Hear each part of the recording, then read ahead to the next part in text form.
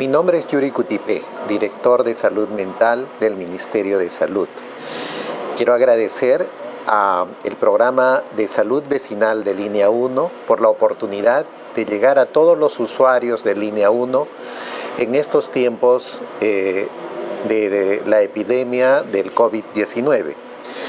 El día de hoy hablaremos sobre cómo cuidarnos y cuidar la salud mental, cuidarnos cada uno como persona y cuidar la salud mental de nuestra familia y también de los miembros de nuestra comunidad durante la cuarentena, pero también hasta que pase la pandemia del COVID-19. Debemos decir que el vivir esta experiencia de la epidemia o la pandemia del COVID-19 es una experiencia muy particular para todas las personas, porque sea la edad que tengamos, es posible que nunca hayamos pasado una situación difícil, complicada, amenazante como es la pandemia misma, ¿no? Y más aún si se trata de tener que hacer cambios en nuestra manera de vivir, ¿no? Cambios muy importantes. Y uno de esos cambios, por ejemplo, es tener que mantenerse en casa durante varias semanas, inclusive varios meses, como está sucediendo en todo el mundo. Este es un reto muy difícil para las personas y con el transcurso de las semanas vamos dándonos cuenta que es posible sobrellevar este reto, pero que a la vez tenemos que tener más a la mano recursos personales y también los recursos y el apoyo de nuestra familia justamente y de nuestra comunidad para poder afrontar esta situación dificultosa. Y no es solo la cuarentena, sino también hacer cambios muy importantes en nuestra manera de vivir, como por ejemplo, algo que podría pensarse en otro tiempo que es tan sencillo como ponerse una mascarilla y llevarla permanentemente y tener el cuidado de, especialmente cuando se está cerca de otra persona o se va a estar en contacto con otras personas, el llevar la mascarilla, el mantener la distancia de por lo menos 1 metro entre persona y persona, sea el lugar donde estemos, ¿no?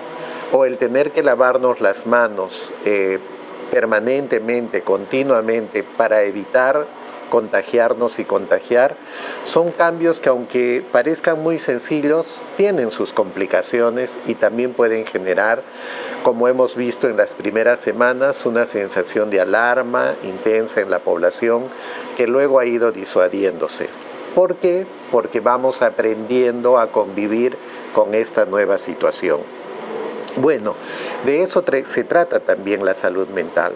La salud mental es ese estado de bienestar emocional, ¿no? Ese sentirse bien que viene de sentirse bien consigo mismo y de sentirse bien con los demás, como un balance entre esos dos conceptos de sentirse bien.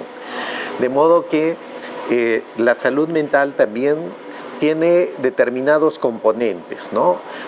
Hay 3 componentes básicos de la salud mental, que es, por ejemplo, el primero, el componente que tiene la característica de los recursos que las personas tienen para afrontar los retos que les presenta la vida, los problemas que nos presenta la vida, ¿no?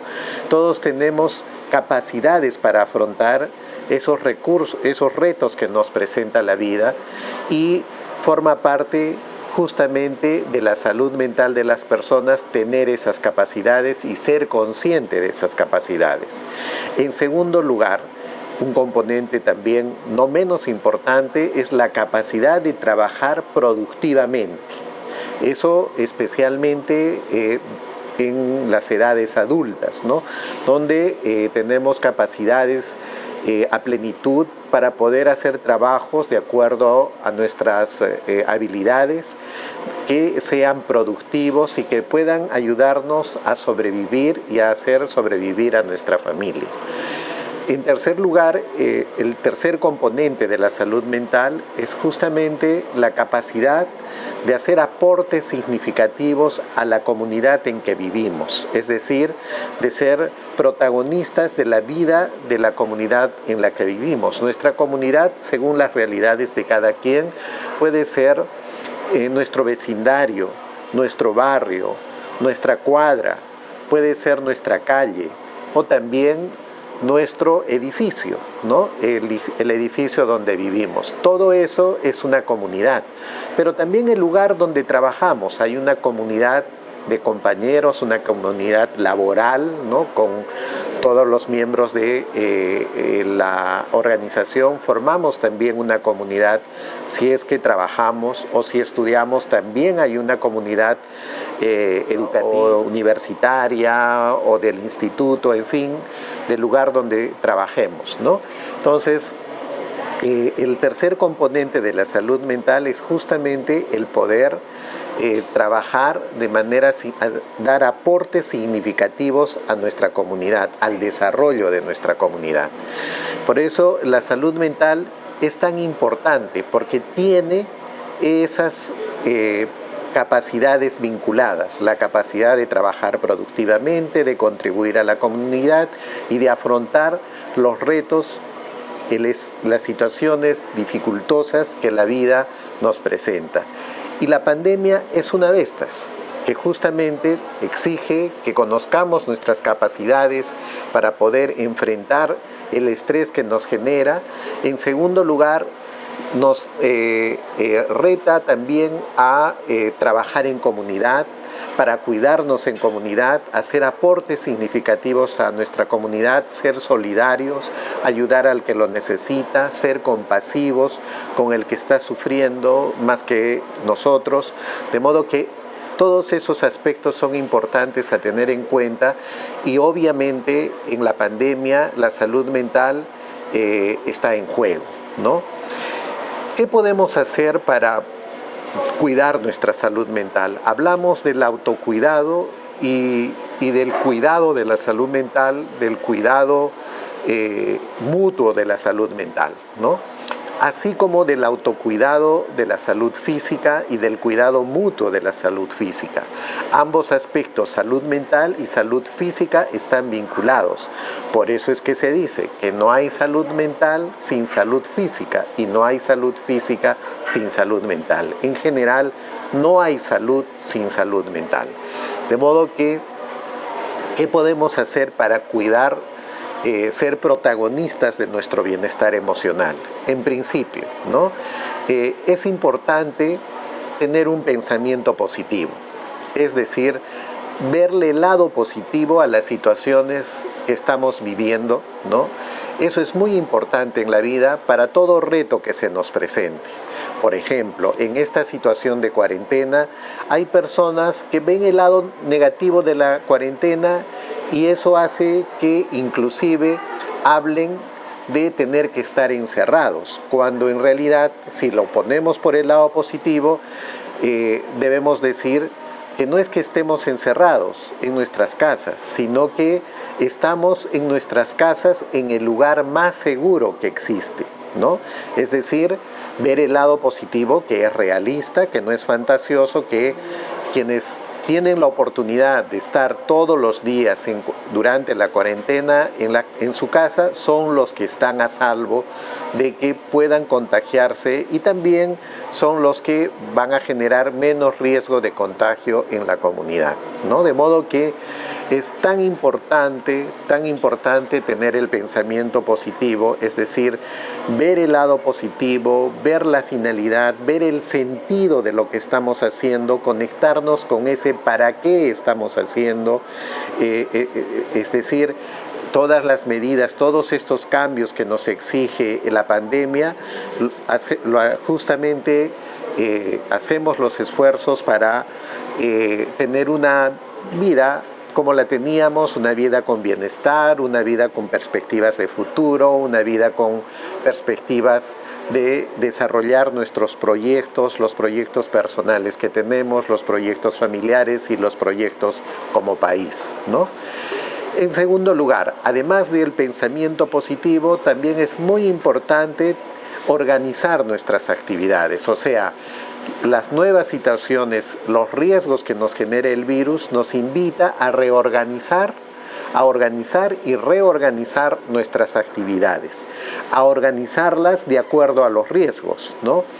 Y a reorganizarlas porque tenemos costumbres o hábitos, ¿no?, que venimos trayendo y que de repente no son los más adecuados y que nos pueden generar mayores riesgos.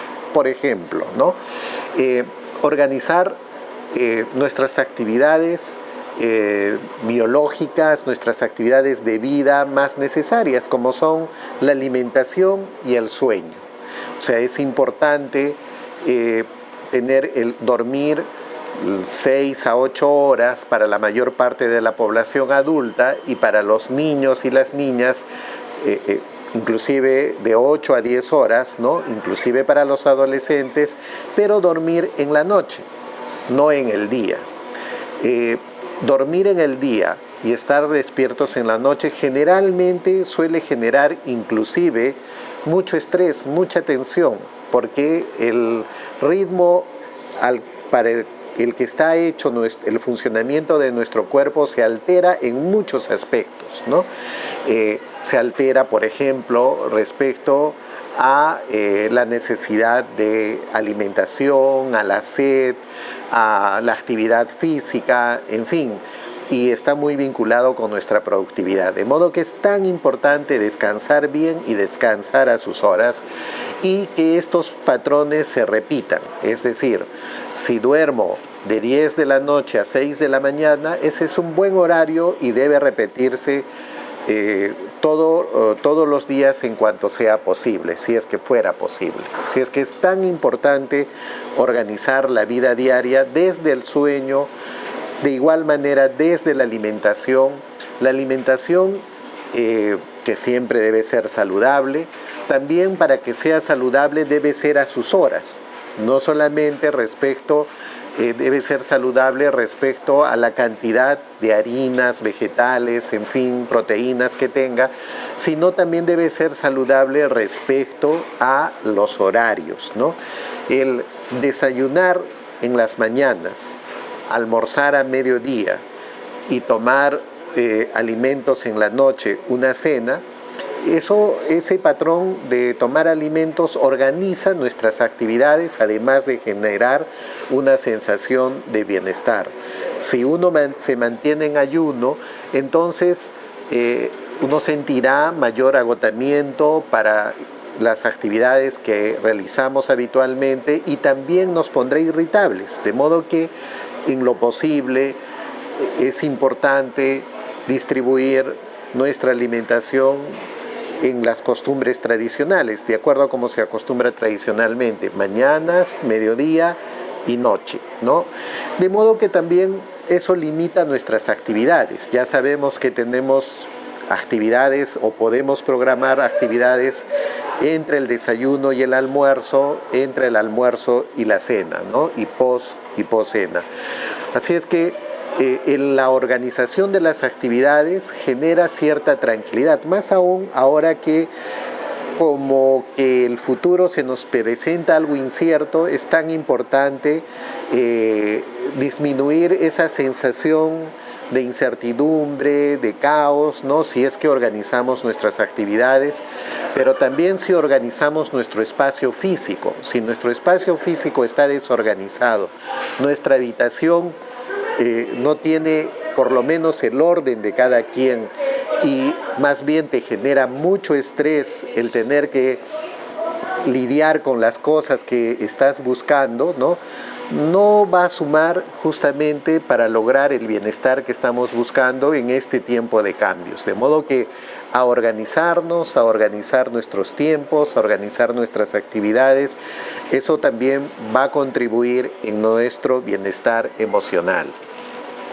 En tercer lugar, es también muy importante el estar adecuadamente informados. Lo que estamos viendo, que hay mucha población que está muy pendiente de las noticias, ¿no?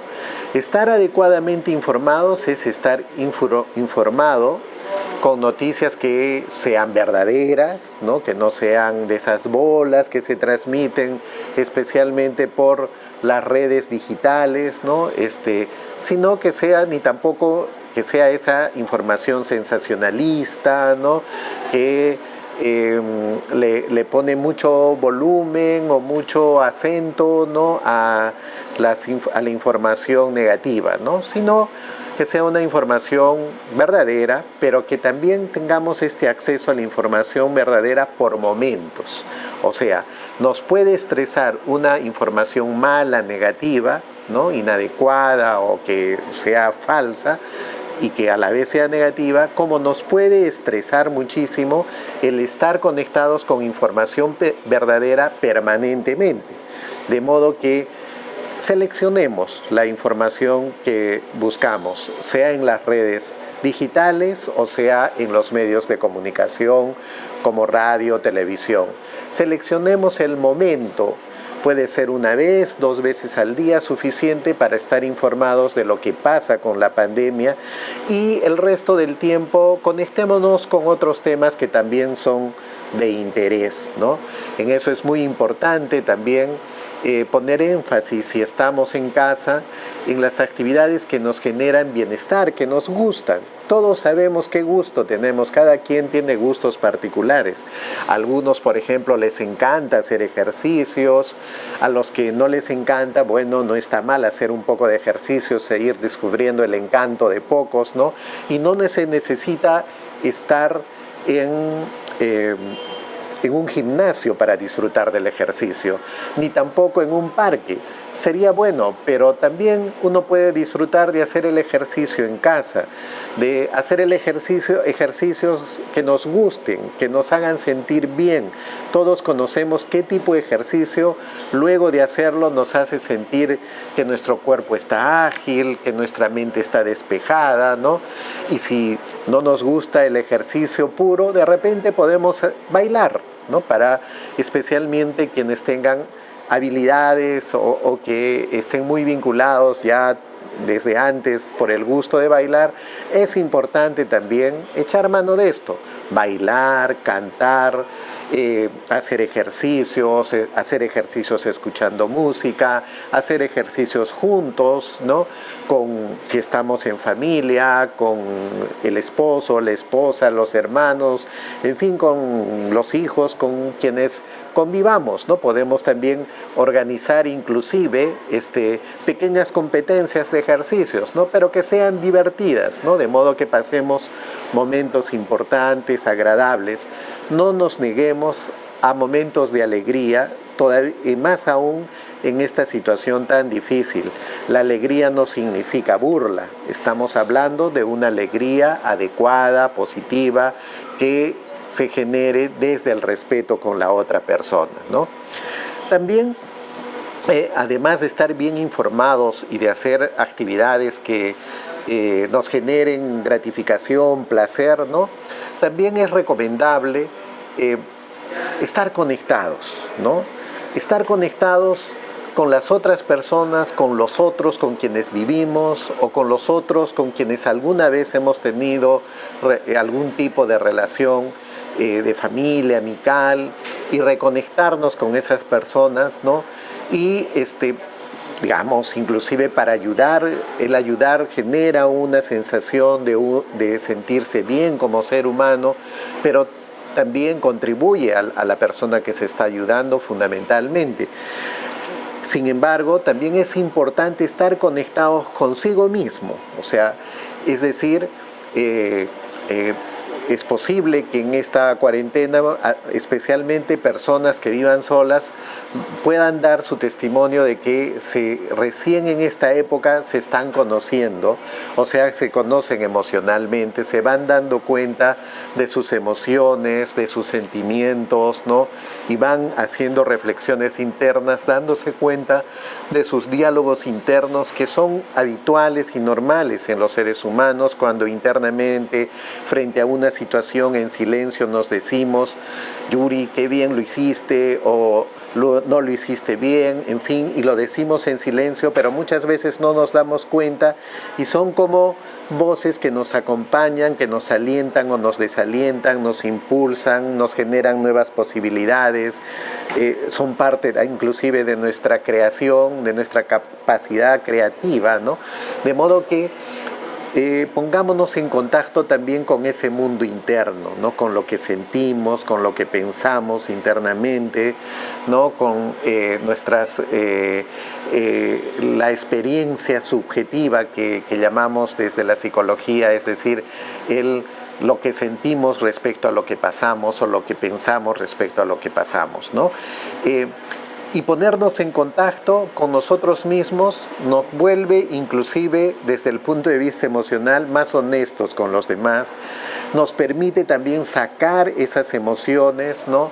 Y ponerlas en palabras, especialmente frente a las personas que nos pueden ayudar, especialmente las emociones que nos generan sufrimiento, ¿no? Darnos cuenta que estamos tristes, que estamos de cólera o que tenemos miedo y que podemos decirlo, ¿no? Mira, hermano, hermana, o con la pareja que tengamos, ¿no? Decirle, mira, me he dado cuenta que estoy sintiendo miedo, ¿no? Y poder hablar sobre eso, tanto como también sobre las emociones positivas. Mira que me estoy sintiendo alegre, ¿no? Que mira que qué gusto he sentido, si compartimos las labores en casa, qué gusto he sentido de que en 2 o 3 días hemos puesto en orden la casa, o qué bien me he sentido de poder yo contribuir, salir y de pronto comprar las cosas, ¿no? En fin, podemos compartir eso que sentimos, que es tan importante, pero que para hacerlo tenemos que ponernos en contacto con lo que sentimos internamente, ¿no? Esa manifestación de nuestras emociones, de nuestros sentimientos con el otro, también refuerzan la relación que tenemos porque generan confianza en la otra persona y también es una invitación para que la otra persona pueda compartir los sentimientos, las emociones que va teniendo y pueda haber un diálogo constructivo sobre los afectos, ¿no? Sobre las emociones que nos hagan mejores seres humanos y que nos hagan convivir mucho mejor. Es muy importante desarrollar estas recomendaciones que los profesionales de la salud mental durante estas semanas hemos ido dando por diferentes medios de comunicación. Todos en común vamos diciendo lo mismo: cuidémonos, cuidemos nuestras emociones, cuidémonos, pero cuidémonos en conjunto, en familia, en comunidad. Es imposible solo cuidarse, o sea, nadie en estas circunstancias se salva solo. Nos salvamos juntos y lo vamos a hacer juntos. Y también vamos a cuidar, va a ser posible que nuestra salud mental pueda estar protegida, no si la protegemos solos, sino si la protegemos juntos. De modo que hagamos el esfuerzo por estar cada vez más unidos, por ser solidarios, por contribuir con nuestra comunidad, a salir de esta dificultad, este reto, esta prueba que nos está presentando la vida. Sé que lo vamos a poder hacer, los seres humanos somos capaces de esto, pero lo más importante es que lo hagamos aprendiendo a vivir mejor, a vivir juntos. Estamos en el mismo barco, el planeta es como un barco que lo compartimos todos y con más o menos condiciones económicas, si es que este barco sale a flote, como va a salirlo, será para el bienestar de todos, pero para eso todos tendremos que haber remado en el mismo sentido. Así es que protejamos nuestra salud mental, protejamos la salud mental de nuestros niños, las niñas, de los adolescentes, escuchándolos, entendiéndolos, dándoles la posibilidad de que puedan hablar, observando sus juegos, sus relatos, respetando sus silencios, distribuyendo las normas como corresponde de convivencia de manera equitativa, sin hacer diferencia entre varones y mujeres, pero sí respetando o teniendo en cuenta las capacidades de cada quien pero por sobremanera demos estas normas con mucho afecto. Las normas que no se dan con afecto, más aún en familia, son normas que se convierten en órdenes, y las órdenes no se acompañan de afecto normalmente, y por lo tanto, aun cuando sean bien intencionadas, pueden generar mucho daño en la salud mental de las personas, especialmente si son niños, niñas o adolescentes, y también en las personas mayores, ¿no? En estos tiempos en que por la naturaleza de esta pandemia se dice y se sabe que quienes tendrían mayor riesgo son las personas mayores, ¿no? Es tan importante estar junto a ellos, ser solidarios, ser protectores desde el punto de vista emocional. La distancia física no tiene por qué ir en contra del acercamiento emocional, ¿no? Por el contrario, la distancia física nos exige mayor acercamiento emocional, mayor empatía, mayor demostración de afecto. No podremos hacerlo con los abrazos, pero sí podremos hacerlo con las miradas, con nuestras palabras y con nuestros actos de ayuda que transmiten justamente afecto, que hacen posible que las personas puedan disminuir sus angustias por las necesidades que tienen, ¿no? También es importante saber manejar la ansiedad cuando ésta se acumula. El miedo, que es una emoción normal en los seres humanos y que por esta experiencia vamos aprendiendo a convivir con algunos niveles de miedo. Cuando este miedo se vuelve muy intenso, puede generarnos hasta episodios de ansiedad aguda, ¿no? O sea, ansiedad muy intensa, tensión emocional muy intensa. Con algunas personas empiezan a sentir como que les falte el aire, como que tienen muchas palpitaciones o sienten muy tenso su cuerpo, ¿no? Si alguna persona, si se te presenta una experiencia de ese tipo, es importante tranquilizarse, ¿no? Sacar la mente de ese pensamiento, poner la mente en otros estímulos, en otros recuerdos, o hacer una llamada inmediatamente, hacer algo para que la mente salga de ese pensamiento. Y también puede ayudarnos, ¿no? el poder hacer ejercicios respiratorios. Hay esos ejercicios que cada vez están siendo más recomendados y que cada vez, a partir de la pandemia y de la ansiedad que se está asociando, los vamos practicando con más frecuencia todos los días, ¿no? El darnos un tiempo para en el día hacer estos ejercicios respiratorios, ¿no? Puede ayudarnos mucho a disminuir la ansiedad.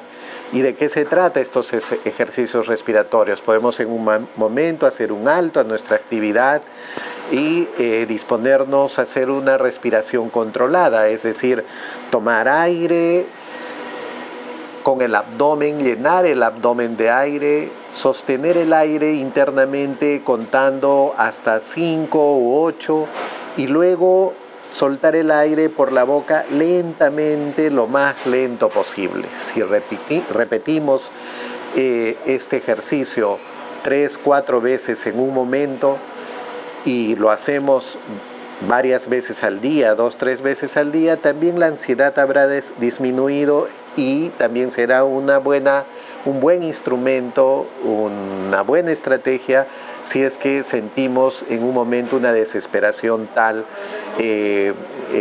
producto de la presión del momento, ¿no?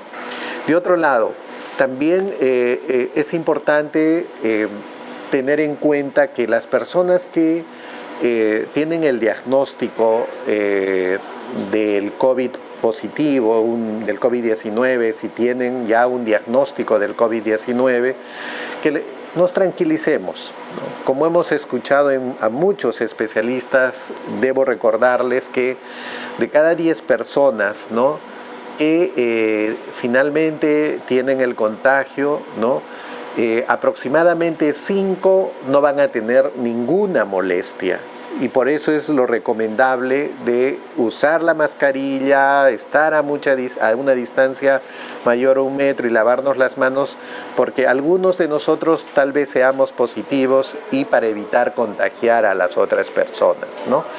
Y entonces, de cada 10 personas con el diagnóstico de COVID, probablemente que hagan una prueba de COVID positivo, 5 no tendrán ninguna molestia, y de las otras 5, 4 tendrán algunas molestias, 3 o 4 tendrán molestias leves, ¿no?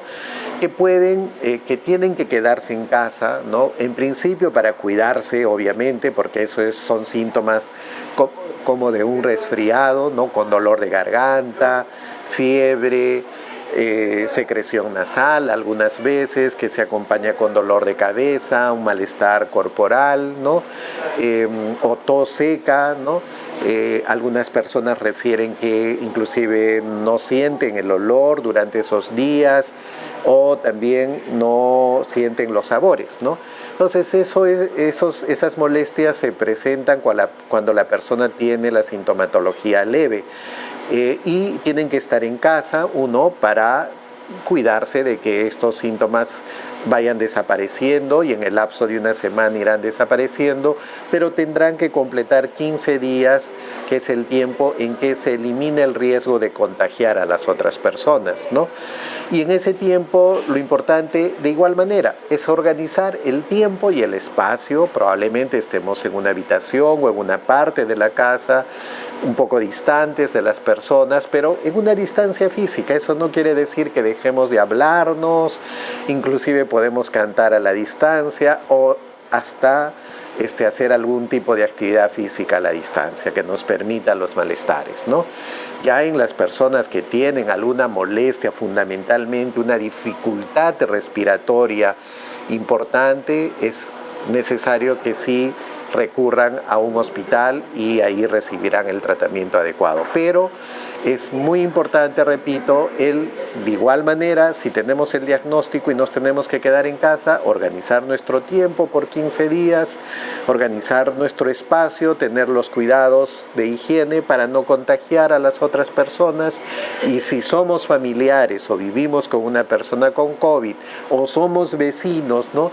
Siempre tener la vocación de ayuda, ¿no? De solidaridad con la otra persona, que finalmente también nos puede tocar, y igual vamos a requerir las ayudas necesarias.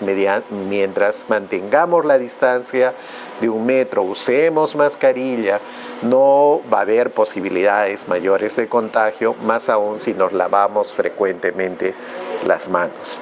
Bueno, de modo que seguramente después de esta experiencia recordaremos, los niños, las niñas, los adolescentes de acá a unos años recordarán esta como la experiencia de su vida, ¿no? Y quienes ya somos mayores, de acá a unos años, tal vez también digamos que esto fue algo muy particular, y es mejor que en este momento que estamos pasando la experiencia, hagamos los esfuerzos por convivir bien, porque esta experiencia sea una experiencia enriquecedora en lo personal, pero además grata, ¿no? De modo que cuando lo recordemos en el futuro, cuando recordemos la experiencia, sea un recuerdo que más bien nos fortalezca en nuestra capacidad de salir adelante frente a los retos que nos presenta la vida. La salud mental depende de cada uno, pero fundamentalmente la salud mental depende de la familia y de la comunidad. Hagamos posible el vivir con bienestar, el tener la oportunidad de sentirnos plenos en la vida. Los rigores generalmente nos dan posibilidades de tener experiencias que nos hacen cada vez más fuertes. Muchas gracias al programa Salud Vecinal de Línea 1 por la oportunidad de llegar a los miles de usuarios de Línea 1 y acompañarlos en su viaje y poder llegar a ustedes con algunos mensajes que puedan contribuir a que su vida sea mucho más intensa en bienestar y que entre todos podamos construir una mejor salud mental para todos.